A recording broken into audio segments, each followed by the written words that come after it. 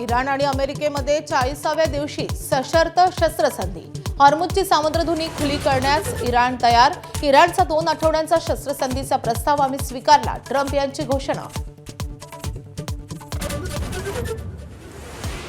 शस्त्रसंधी हा इराणचा विजय. इराणचे सर्वोच्च नेते मोजतबा खामेनी यांची प्रतिक्रिया.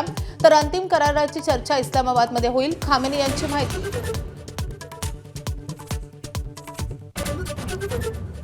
युद्धविरामासाठी पाकिस्तानची मध्यस्थी फळाला. ट्रम्प यांनीही दिलं पाकिस्तानला श्रेय. ब्रिटनकडूनही कौतुक. 10 एप्रिलला इस्लामाबादमध्ये चर्चा. उपाध्यक्ष व्हान्स येण्याची शक्यता.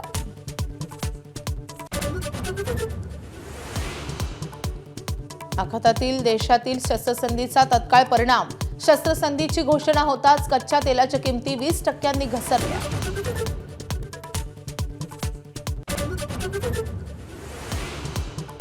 युद्धविरामानंतर इराणमध्ये जल्लोष. रस्त्यावर उतरत इराणी नागरिकांकडून मोजतबा खामेनींच्या समर्थनार्थ घोषणाबाजी.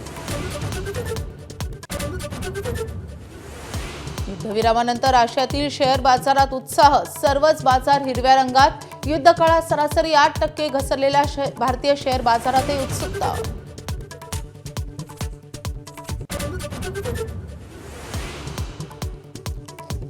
आखाती देशातील युद्धाचा औद्योगिक क्षेत्राला मोठा फटका. महाराष्ट्राची एका महिन्यात 1 लाख कोटींची निर्यात घटली. गॅसच्या तुटवड्यामुळे 10,000 कोटी रुपयांच्या नुकसानाचाही अंदाज. अशोक खरात विरोधात आणखी 11 महिलांची तक्रार. खरात विरोधात आतापर्यंत 12 गुन्हे, त्यापैकी 8 महिला अत्याचाराचे तर 4 फसवणुकीचे गुन्हे. खरातची पोलीस कोठडी संपत असल्यानं आज कोर्टात हजर करणार. बारामती विधानसभा पोटनिवडणुकीसाठी 53 उमेदवार रिंगणात. अर्ज मागे घेण्याचा उद्या शेवटचा दिवस. निवडणूक बिनविरोध करण्यासाठी राष्ट्रवादी कसे प्रयत्न करणार याकडे लक्ष. उपमुख्यमंत्री एकनाथ शिंदे भाकरी फिरवण्याच्या तयारीत. पदावर असून काम न करणाऱ्यांना डच्चू देणार, तर आमदार खासदार मंत्र्यांच्या कामाचा शिंदे आढावा घेणार.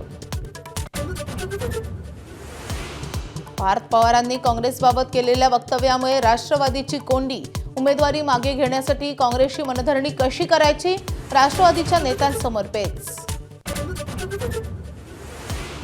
एसटी महामंडळाच्या तिकीट दरात 15 एप्रिलपासून 10% हंगामी भाडेवाढ.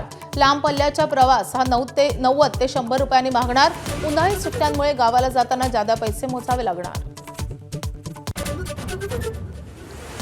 आरबीआय आज पतधोरण जाहीर करणार. युद्धाच्या पार्श्वभूमीवर कर्जदारांना दिलासा मिळणार का याकडे लक्ष. एबीपी माझा, उघडा डोळे बघा नीट.